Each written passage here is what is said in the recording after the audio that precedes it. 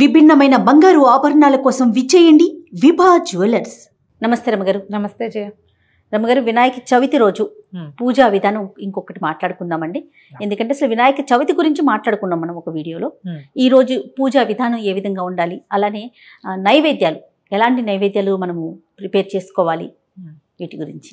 వినాయక చవితికి ముందుగా పాలవెల్లి అందరూ చాలా మంది పెడతారు జయ. 80% పాలవెల్లిని పెడతారు మన ప్రాంతాల్లో. అవును, పాలవెల్లి కొంతమంది దగ్గర ఇంట్లో పాత పురాతన కాలం నుంచి వచ్చింది చెక్కది ఉంటుంది, అవును, లేదా ఇత్తడిది ఉంటుంది. మా దగ్గర ఇత్తడిదే ఉంది, మాది మేము చెక్కది పెట్టాం. తర్వాత ఏమో వెదురుది. ఏ సంవత్సరానికి ఆ సంవత్సరము పాలవెల్లి తెచ్చుకునే పద్ధతి కూడా ఉంటుంది.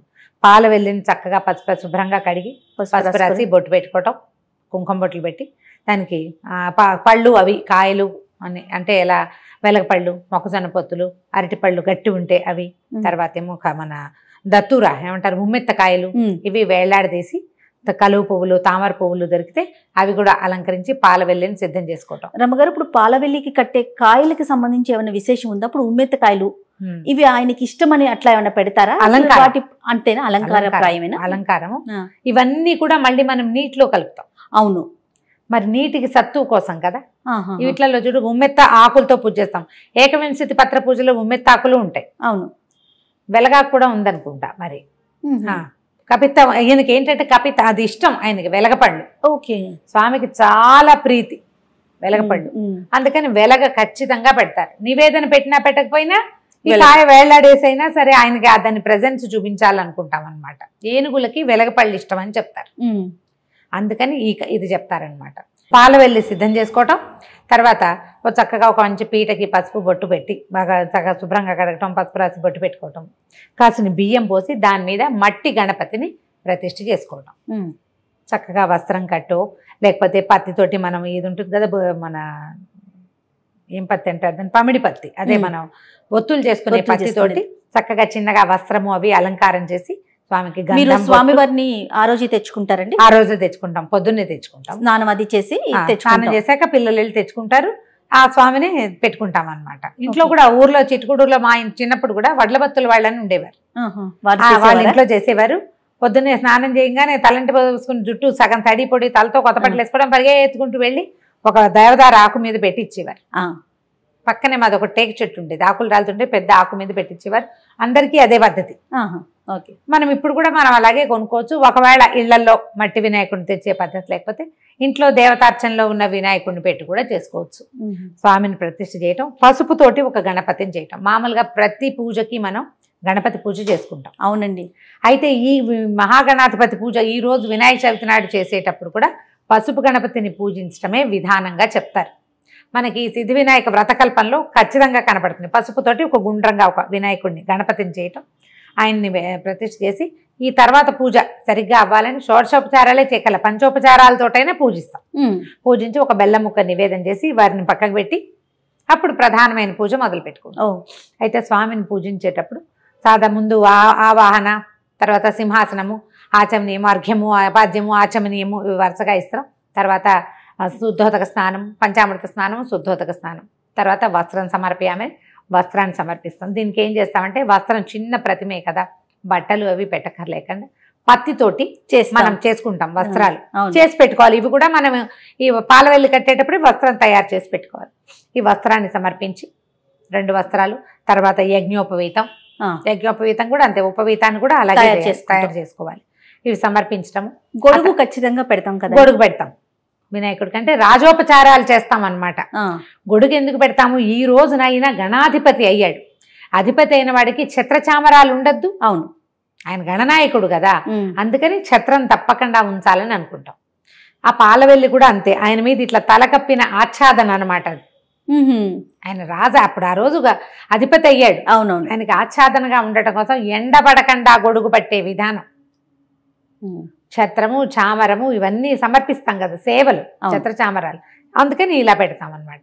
అక్కడి నుంచి ఏం చేస్తాము, దీని తర్వాత ఏకవింశతి పత్రాలు సమర్పిస్తాం స్వామికి. 21 ఆకులని, ఇవి 21 కూడా ఆయనకి అత్యంత ప్రీతిపాత్రమైనవని చెప్తారు. 21 ప్రాముఖ్యత పొందినవి. ప్రతిదానికి దేని ప్రత్యేకత దానికి ఆయుర్వేద రీత్యా అన్ని మనకి మానవుల ఆరోగ్యానికి ఉపయోగపడేవే. ప్రతిదానికి ఏదో ఒక ఉపయోగం ఉంది. ఈ 21 పత్రాలకి ఒక్కొక్క నామం చెప్తూ స్వామికి సమర్పించడం. తర్వాత ఈయనకి దూర్వా ఇష్టం, అంటే మన గరిక. మామూలుగా కూడా మనం గణపతి పూజ అనగానే గరికను సమర్పిస్తాం. అవును, ఆయనకు అత్యంత ప్రీతిపాత్రమైంది. దూర్వా యుగ్మం అంటే ఇవి ఇట్లా జోడుగా ఉండేది, ఒక సింగిల్ ఆక కాకుండా లోపల ఒక రెమ్మగా ఉండేదాన్ని చూస్తారనమాట. జోడు ఉండాలంటారు లోపల.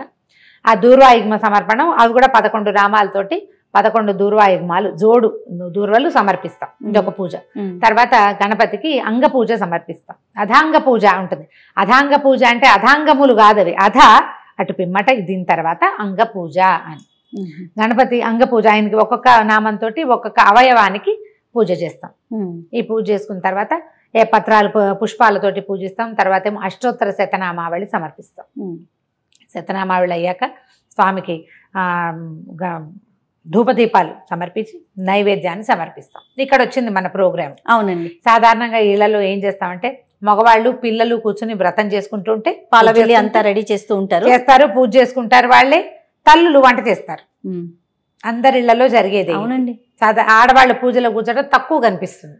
ఇవన్నీ ప్రసాదాలు చేసుకోవాలి కదా చాలా. మనం ఇవాళ ఏంటంటే నూనె ఎక్కువ వాడకుండా తేలికపాటి నూనె తాలింపులే తప్పిస్తే ఎక్కువ నూనె వాడం. నూనె వంటకాలు ఏవి గణపతికి పెట్టరు, ఉడికించిన పదార్థాలు పెడతాం. కుడుములు, ఉండ్రాళ్ళు, పాలకాయలు, జిల్లేడుకాయలు అంటారు అవి. తర్వాత ఏమో ఇక్కడ ఈ ప్రాంతాల్లో పాల తాలికలు ఉడికించినవి, బియ్య పిండితోటి ప్రధానంగా ఉండేవి. బియ్యపిండి ఎక్కువ, కొబ్బరి బియ్యపిండి వాడుతూ కొంచెం పప్పు కూడా వాడతాం. పప్పులో ఉండ్రాళ్ళు అని కూడా చేస్తాం. పాల తాలికలు ఎలాగో చేస్తారు, బియ్యపిండి పాలే కదా. వీటిని చేసి పచ్చి ఉండ్రాళ్ళు, మనం ఉండ్రాళ్ళు పచ్చివి చేస్తారు. ఎలా అంటే మనం చలివిడి కలుపుతాం చూడు, అది వడపప్పు, పానకము, అటుకులు, కొబ్బరి పలుకులు, చిటిబెల్లము, నానుబ్రాలు, చెరుకు రసంబు, నిటలాక్షు నగ్రసూతునకు పటుతరముగా విందు చేసి ప్రార్థింతుమదిన్ అంటారు. పటుతరంగా విందు చేయటం అంటే, విందు అంటే ఏమిటి అర్థం? మనం భక్ష్యం భోజ్యంలో లేఖించ చోష్యం పానీయమేవచ అని చెప్పుకుంటాం మామూలుగా. భక్ష్యము, భోజ్యము, చోష్యము, లేఖ్యం ఇన్ని ఇవ్వాలి. కానీ వినాయకుడికి మాత్రం పటుతరంగా విందు చేసేది ఏంటంటే అటుకులు, కొబ్బరి పలుకులు, చిటి బెల్లము, బెల్ల పలుకులు, నానుబాలు. ఈ నానుబాలు అంటే ఏంటంటే బియ్యం నానబెట్టి తడి బియ్యాన్ని నివేదన చేస్తారు. చెరుకు రసము, చెరుకు రసాలు అన్నప్పుడు దొరకవు, ఈ కాలంలో దొరకవు కాబట్టి మనం ఏం చేస్తాం, బెల్లం పానకం నివేదన చేస్తాం. ఓకే. అటుకులు, ఈ నానబెట్టిన పెసరపప్పు, దాంతోపాటు బెల్లము, అరటిపళ్ళు, తర్వాత ఈ మన పానకము, కుడుములు, ఉండ్రాళ్ళు, ఇవన్నీ కలిపి స్వామికి ఒక 11 నివేదనలు అటు ఇటుగా మొత్తం లెక్క పెడతాం. 9 లేదా 11 పెడతారు అన్నీ కలిపి, పళ్ళతోటి కూడా కదా. వీటన్నిటినీ స్వామికి నివేదన చేస్తాం. ఓకే.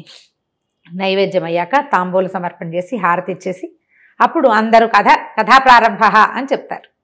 ఇక్కడి నుంచి వినాయకుడి ఉత్పత్తి ఎలా జరిగింది, వినాయక ఉత్పత్తి, ఆయనకి గణాధిపత్యం ఎలా లభించింది అని చెప్పబడేటువంటి 2 కథలని మనం చక్కగా సాంగంగా వింటాం. ఈ కథని విని ఈ పూజ చేసుకున్న వాళ్ళకి కథాక్షింతలు శిరస్సును దాల్చిన వాళ్ళకి నీలాప నిందలు రాకుండా ఉంటాయని శమంతకోపాఖ్యానాన్ని కూడా ఇందులో చెప్పుకుంటాం. ఈ ఉపాఖ్యానాన్ని విని స్వామివారి మీద కొన్ని అక్షంతలు వేసి కొన్ని అక్షంతలు మన మీద వేసుకుని అప్పుడు ప్రసాదం అవి పుచ్చుకుంటాం.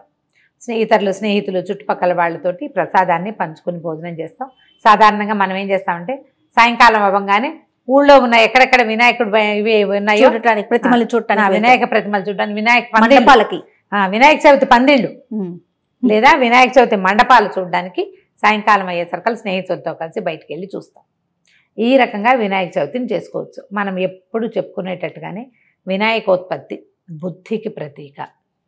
జ్ఞానాన్ని వికసింపచేసుకోండి, కొత్త విషయం తెలుసుకోండి. ఇలాంటి ప్రత్యేకమైన రోజున దుర్భాషలాడద్దు, పోట్లాడద్దు, కొట్టుకోవద్దు, చిన్న చిన్న విషయాల మీద తగాదాలకు వెళ్ళొద్దు. సాధ్యమైనంత లోపలికి ప్రయాణం చేయడానికి ప్రయత్నం చేయాలి. ఈయనకి ఇవి ప్రీతిపాత్రం ఎలా అయినాయి, మనం చేసుకునే వంటకాలు ఈయనకి ఎట్లా ప్రీతిపాత్రమైన అయినాయని ఆలోచించాలి. అవును, పిల్లలకి అర్థమయ్యేలాగా చెప్పండి. వినాయకోత్పత్తి చాలా ప్రత్యేకమైన కథ కదా. మనం సాధారణంగా ఒక కథలోకి వెళ్తాం. ఒక పిల్లవాడిని సున్నిపిండితో చేసింది అమ్మవారు. అవును. ఆ సున్నిపిండి పిల్లవాడికి ప్రాణం పోస్తే ఆ పిల్లవాడి తల తెగ నరికేశాడు తండ్రి కోపంతో. మళ్ళీ ఇంకో శిరస్సును తెచ్చిపెట్టాడు.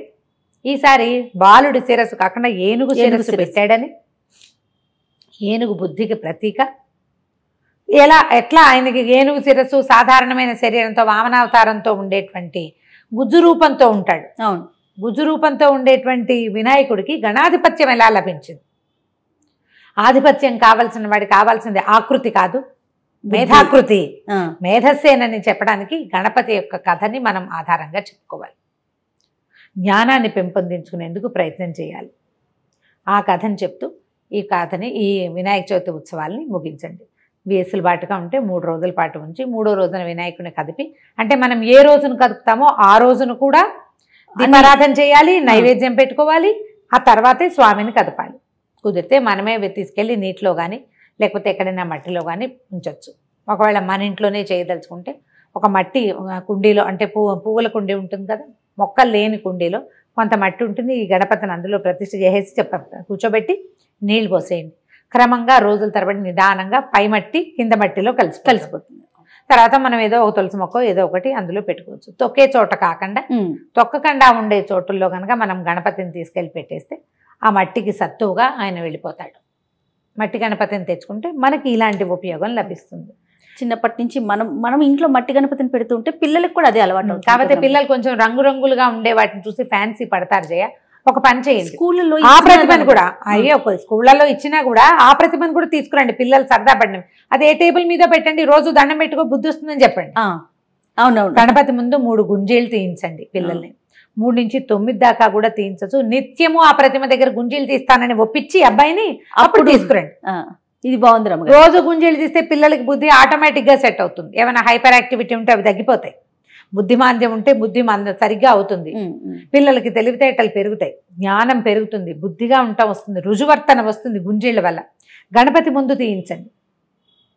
ప్రతిమ మాత్రం మనం పూజ చేసే ప్రతిమ మాత్రం పార్థివ ప్రతిమనే మట్టి గణపతినే తెచ్చిపెట్టుకోండి. చక్కగా పూజా విధానం జరుపుకోండి.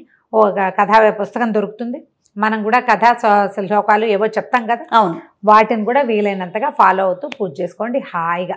ఇందులో అనుమానాలకి శంకలకి ఏమీ తావలేదు. మనం ఎలా పూజించినా భగవంతుడు మన శ్రద్ధనే చూస్తాడు. తప్పకుండా అండి. నమస్తే రమ్మగారు. నమస్తే జయ.